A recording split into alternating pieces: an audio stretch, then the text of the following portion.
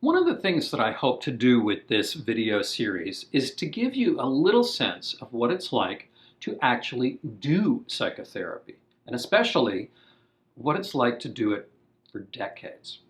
When you're first trained, you know a fair bit of the research, though never all of it. There's just too much of it, more than anyone can possibly read and remember.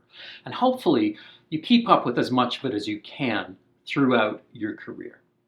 But knowing the research and feeling what's happening in psychotherapy, those are two different things. You go into a session, at least at first, and you often have no idea what's going to happen. As you go on, though, you begin noticing patterns. Some of them you know consciously. When someone tells you the number of drinks they have each week, for example, you virtually know that that's at least how many they have. It gives you a lower boundary. What's the upper boundary? Well, you're never too sure. Other patterns you just sense. Let me tell you what I mean. I like kayaking. When you first get in a kayak, you might have read every book about it, but you don't know what it feels like. Eventually, if you've been out enough in different conditions, you get a sense of it. You react automatically, and you know when trouble's coming. You might not even know why. It's not extrasensory perception, it's just that you've picked up on some signals that you're not even aware of. So that's if you're sitting in a kayak. But if you're sitting in a therapist's chair instead, the same thing happens.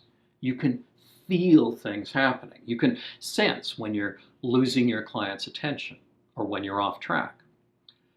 Not perfectly, mind you, and you always have to be a little suspicious of your instincts. It's easy to develop superstitions, like if they touch their nose, they're thinking of their mother, or all my clients love me and think I'm brilliant. Trust me, most of that is wrong, but you do develop some instincts. For example, sometimes clients come to a session and they've decided that today they're going to tell me something big that they haven't revealed before.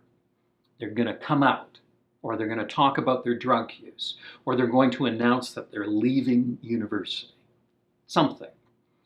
And I don't know what those signals are really, but there's something that tells you, that there's a big message coming and they're working themselves up to it. And you can even sense when it's going to come.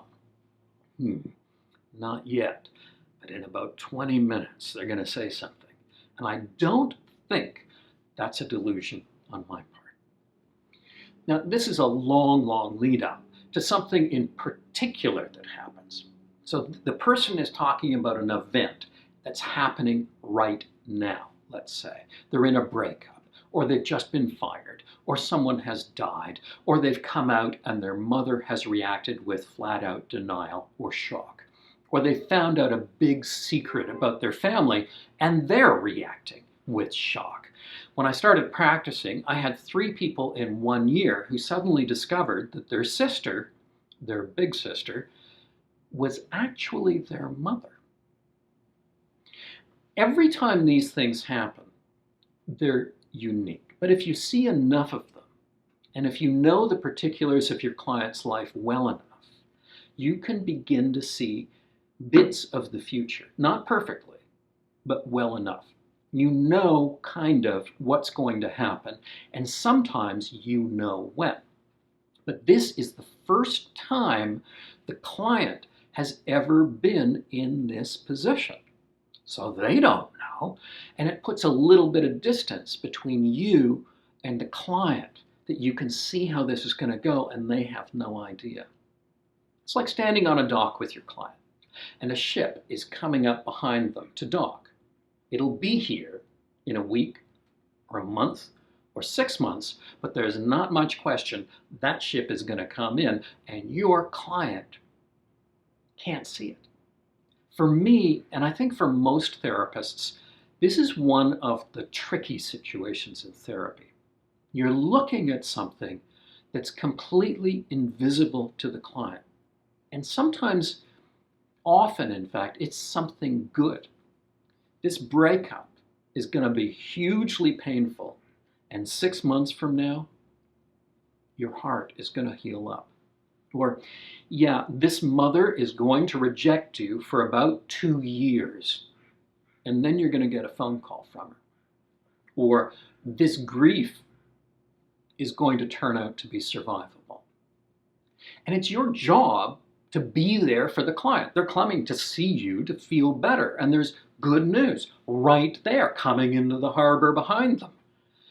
But if you say, she will eventually come around, or this is going to get better, or you will get used to this, usually you get nowhere. Your client will turn around, look out to sea, and that ship coming in is completely invisible to them.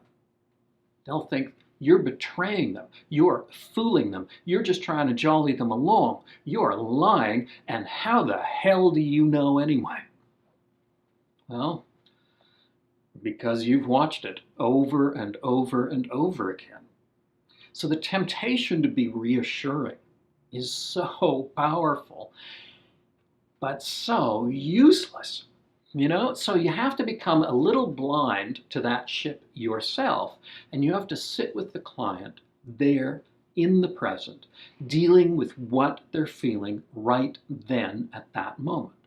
And if you're good enough at that, they'll turn around themselves, right? And they'll look out to sea, and that future may begin to become visible to them.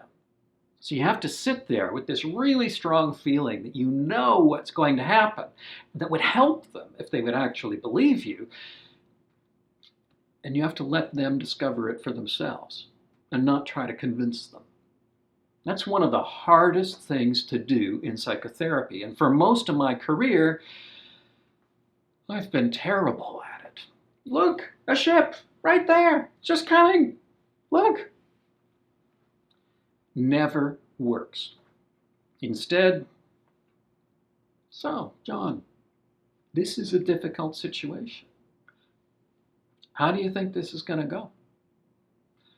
It has to come from them. There's a Greek myth about Cassandra, who is supposed to have lived in Troy. Apollo falls in love with her and promises to give her the ability to see the future. But that doesn't win her love, and so he curses her instead. She does get the ability to see how things are going to turn out, but no one will ever believe her. She can see it, but it's no help at all. If you spend 10 or 20 or 30 years with people watching how difficult situations turn out, and that's a large part of your job as a psychotherapist, you do kind of develop a sense of how things are going to go. But it's almost useless. You have to stay with the client in the present and deal with what they're feeling now. Every so often, they'll ask you, what do you think is going to happen? And after you've asked for their predictions, you can very tentatively offer your own. Mostly, you sit there like Cassandra, seeing the future, but unable to say anything about it. If you like some of these ideas, my book, How to Be Miserable, 40 Strategies You Already Use, is available from any bookseller, online or in person.